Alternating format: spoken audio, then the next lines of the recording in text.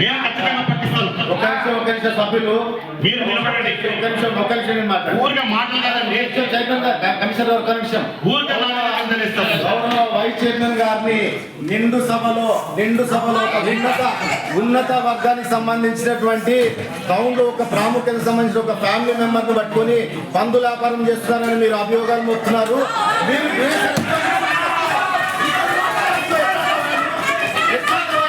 సభ్యులు బట్టి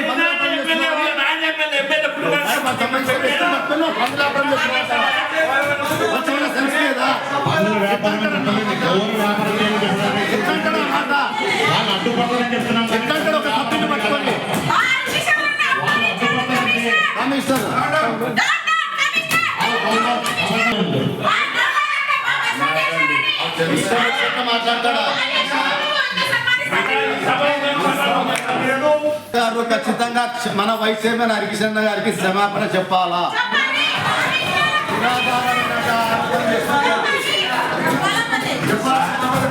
గౌరవ వైస్ చైర్మన్ పట్టుకొని నిండు సభలో వ్యాపారం చేస్తున్నాడని అంటాడా? ఎట్లా మాట్లాడుతున్నా మాట ఎట్లా మాట్లాడతాడు?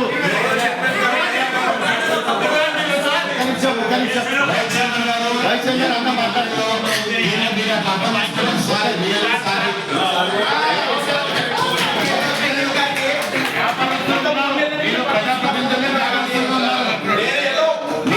ఒక ఎగ్జాంపుల్ గా ఒక ఫోటోనే చూపిస్తున్నాను.